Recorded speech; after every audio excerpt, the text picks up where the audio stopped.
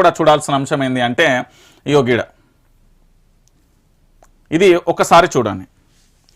ఏంది అంటే జిల్లాలు మండలాలు పునర్వ్యవస్థీకరణ రెవెన్యూ డివిజన్లు సైతం త్వరలోనే నిర్ణయిస్తాం.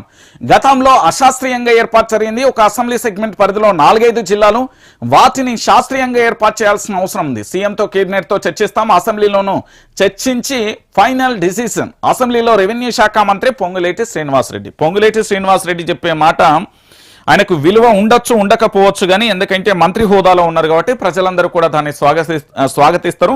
మంత్రులందరూ కూడా పూర్తి స్థాయిలో కూడా దాన్ని అందరూ కూడా వెల్కమ్ చెప్తారు. అది మనందరికీ తెలిసిన విషయమే. సో ఇప్పుడు జరుగుతున్న పరిణామాలలో భాగంగా ఏంది అంటే రెవెన్యూ శాఖ మంత్రి పొంగులేటి శ్రీనివాసరెడ్డి చెప్పే అంశం ఏంటంటే గతంలో కేసీఆర్ ప్రభుత్వం ఉన్నప్పుడు జిల్లాల పునర్వ్యవస్థీకరణ అంటే కొత్త జిల్లాల ఏర్పాటు ఏది ఉమ్మడి 10 జిల్లాలు కాకుండా పూర్తి స్థాయిలో కూడా 33 జిల్లాలను చేయడం, దాంట్లో భాగంగా కొన్ని అశాస్త్రీయంగా ఉన్నాయట. ఎట్లున్నాయి అంటే పూర్తి స్థాయిలో ఒక అసెంబ్లీ సెగ్మెంట్లోనే ఒక 2-3 జిల్లాలు ఉండడం, దాంతోపాటు రకరకాలుగా ఉన్నాయి. మండలాల విషయంలో కూడా అదే ఉన్నది. కాబట్టి వీటన్నింటి మీద కూడా ఒక చర్య తీసుకోవాలి, ఒక చర్చించాలి. దీన్ని మళ్ళీ కూడా ఏంది అంటే పూర్తి స్థాయిలో కూడా పునర్వ్యవస్థీకరించాల్సిన బాధ్యత కూడా మాపై ఉంది. కాబట్టి మేము అలాంటి నిర్ణయాలు తీసుకుంటామంటూ కూడా చెప్తున్నాడు. త్వరలోనే రాష్ట్రంలో జిల్లాలు మండలాలు పునర్వ్యవస్థీకరణపై నిర్ణయం ఉంటుందని రెవెన్యూ శాఖ మంత్రి పొంగులేటి శ్రీనివాసరెడ్డి అన్నారు. రేవంత్ రెడ్డిది ఒక జిల్లా, పొంగులేటిదో జిల్లా, సీతక్కదో జిల్లా, కొండ సురేఖదో జిల్లా, జూపల్లిదో జిల్లా, మంత్రి కోమటిరెడ్డిదో జిల్లా, పొన్నం ప్రభాకర్దో జిల్లా, శ్రీధర్ బాబుదో జిల్లా, ఎవరి జిల్లాలో వాళ్ళు చేసుకుర్ర అయిపోతుంది. నాకు అర్థం కాని విషయం అంటే భారత రాజ్యాంగం ప్రకారం రాజ్యాంగానికి లోబడి అప్పుడు ముఖ్యమంత్రి కేసీఆర్ నిర్ణయం తీసుకున్నాడా లేదా తన స్వతహాగా నిర్ణయం తీసుకున్నాడా? రాజ్యాంగానికి లోపడి పూర్తి స్థాయిలో చర్చలు జరిపి చర్చించిన తర్వాతనే కదా నిర్ణయం తీసుకున్నది. గతంలో ఉన్న జిల్లాలకు సంబంధించి ఇంకా జిల్లాలను పెంపుదల చేస్తే ఆ పరిపాలనా సౌలభ్యం అనేది ఈజీగా ఉంటుందనే ఉద్దేశంతోనే ఆయన తీసుకుంది. లేదు మా మండలం పోయి ఫలానా జిల్లాల పడ్డది వాళ్ళు ఉండు నాకు ఇష్టం లేదు కాబట్టి ఈసారి మా జిల్లాకు మేము తెచ్చుకుంటాం, అధికారం మాదే ఉంది కాబట్టి మేమేం చేసినా చెల్తా అనేది ప్రస్తుతానికి సంబంధించి చర్చ కొనసాగుతుంది. ఇది నేను చెప్పే అంశం కాదు. కొంతమంది ఎమ్మెల్యేలు కొంతమంది మినిస్టర్లు కలిసిన అక్కడ వాళ్ళు డిస్కషన్ చేసుకున్న అంశం. మా మండలంలో మా సొంత గ్రామం ఫలానా జిల్లాలో ఉండేది, ఆ జిల్లాకు పేరు ప్రఖ్యాతులు ఉండే, ఇక ఈ జిల్లాలేసులు ఈ జిల్లాకు మాకు సంబంధమే లేదు. ఈ జిల్లాలో హెడ్ క్వార్టర్ పోవాలంటే 160 కిలోమీటర్లు పోవాలి, ఈ జిల్లాకు పోవాలంటే 50-100 కిలోమీటర్లు పోవాలనే కోణంలో వాళ్ళు డిస్కషన్ చేసుకున్నారట. సో ఇప్పుడు ఏం చేస్తారంటే పునర్వ్యవస్థీకరణ పేరుతోని మళ్ళీ జిల్లాలకు సంబంధించి కొత్త మండలాలకు సంబంధించి శ్రీకారం అనే పేరుతోనే మళ్ళీ కొన్ని రోజులు ఇది ఒక రచ్చగా మారిపోతుంది తెలంగాణలో.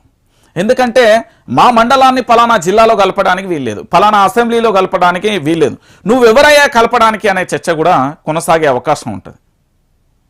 సో జిల్లాల పునర్వ్యవస్థీకరణకు సంబంధించి మళ్ళీ జీవోలు తీసుకొచ్చి మళ్ళీ ఇవంతా చేసి ఇవన్నీ చేసేటాలకు వీళ్ళ సంసారం ఇంకో సంవత్సరం అయిపోతుంది. 2026-27 కూడా అయిపోతాయి. 26-27 తమ అదృష్టం బాగుండవు, బాగాలేకనో జమిలీ ఎన్నికలు వచ్చినాయి అనుకో. జమిలీ ఎన్నికలు వస్తే ఏమవుతుంది ఆటోమేటిక్గా మీ అందరికీ తెలిసిన విషయం కదా.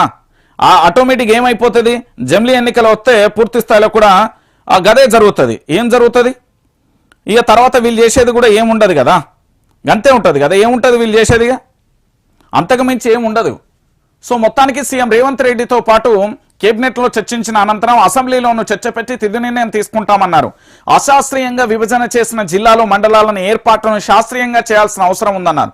కొత్త మండలాల ఏర్పాటుతో ఇప్పటి వరకు ఓ మండలానికి ఇంకొక మండలానికి, ఒక జిల్లాకు వేరొక జిల్లాకు, ఒక అసెంబ్లీ నియోజకవర్గం 4-5 జిల్లాల సరిహద్దులకు పంచుకుంటుందని తమ దృష్టికి వచ్చిందన్నారు. కొత్త మండలాలు కొత్త రెవెన్యూ డివిజన్లు అవసరమని ఆవశ్యకత నిజంగా ఉన్నప్పటికీ గత ప్రభుత్వం ఏర్పాటు చేయలేదని పొంగులేటి శ్రీనివాసరెడ్డి చెప్పిండు. ఇప్పుడు శ్రీనివాసరెడ్డి వాదన ఏంటంటే పూర్తి స్థాయిలో కూడా చర్చించాల్సిన ఒక అంశం ప్రధానంగా కనబడుతుంది కాబట్టి సో దానికి సంబంధించిన ఎపిసోడ్లలో వీళ్ళు చేసే అంశం ప్రధానంగా కూడా కనబడే అంశం ఒకటే ఉంటుంది. ఏం కనబడుతుంది అంటే వీళ్ళ చేతిలోకి రాజ్యం పోయింది కాబట్టి ఆ రాజ్యానికి సంబంధించి వీళ్ళకు నచ్చినట్టుగా చర్యలు తీసుకుంటాం, వీళ్ళకి నచ్చినట్టుగా చేసుకుంటాం. ఇంకా మన తెలంగాణ భాష యాసలో చెప్పాలంటే నేనే రాజును, నేనే మంత్రిని, నేనే అన్నీ శాసిస్తా, తెలంగాణ ప్రాంత ప్రజల విషయంలో నాకు సంబంధం లేదు, గదే జరుగుతుంది. ఇంకేముంటే తెలంగాణ రాష్ట్ర వ్యాప్తంగా తెలంగాణ ప్రాంత ప్రజలారా మీరు చూడాల్సిన అవసరం కూడా గదే కనబడుతుంది. ఇంకేముంటుంది చెప్పురు. ఇంకేముండదు. తెలంగాణ రాష్ట్ర వ్యాప్తంగా జరిగే ప్రధానమైన ఎపిసోడ్ అదొక్కటే ఉంటుంది. ఇంకేముంటుందండి తెలంగాణ ప్రాంత ప్రజలారా? ఒకసారి ప్రజలందరం కూడా ఆలోచిద్దాం. ఒక ఆయన వచ్చి కొత్త జిల్లాలు ఏర్పాటు చేసేయండి, ఇప్పుడు ఇంకొక ఆయన వచ్చేసి అది బాగలేదు ఇంకో కొత్తగా చేద్దాం. ఇక ఎవరి ఇష్టం వచ్చినట్టుగా వాళ్ళు పునర్వ్యవస్థీకరణ, ఎవరికి అనుకూలంగా వాళ్ళ అసెంబ్లీ నియోజకవర్గాలకు, ఎవరికి అనుకూలంగా వాళ్ళు మండలాలు చేసుకుంటూ పోతే ఇక పరిపాలన ఎందుకు, పరిపాలన వ్యవస్థ ఎందుకు, దీనికి ఒక సెక్రటరియేట్ ఎందుకు, లేకపోతే కలెక్టరేట్ ఆఫీసులు ఎందుకు, కమిషనరేట్లు ఎందుకు, దాంతోపాటు జిల్లాలకు సంబంధించిన హెడ్ క్వార్టర్లు ఎందుకండి? మీకు నచ్చినట్టుగా చేసుకోరు. ఈ వ్యవస్థలో పాలనకు సంబంధించిన విభాగాలు అన్ని తీసేసి మీకు నచ్చినట్టుగానే చేశారు. ఇప్పుడు ఒక జిల్లాను ముట్టుకుంటే ఎంత బగ్గుమంటుందో అందరికీ తెలిసిన విషయమే కదా. అది మనం కొత్తగా చెప్పాల్సిన అవసరం కూడా లేదు కదా. తెలంగాణలో చాలా మందికి తెలిసిన విషయమే కదా. ఏం జరుగుతుంది, ఎట్లుంటుంది, ఏం కథ అనేది తెలియని విషయమా? అందరికీ తెలిసిన విషయమే కదా. ఈ రాష్ట్రంలో జరుగుతున్న ప్రతి పరిణామానికి సంబంధించి ఏం జరుగుతుంది, ఎట్లుంటుంది అనేది అందరికీ తెలిసిన విషయమే కదా. సో మొత్తానికి జిల్లాలకు సంబంధించి, మండలాలకు సంబంధించి ఏం జరుగుతుందో మనం కూడా వేచి చూద్దాం. ఫైనల్గా ఏం జరుగుతుంది, ఏం కథ అనేది చూద్దాం. ఇక వీళ్ళకి నచ్చినట్టుగా చేసుకుంటారా,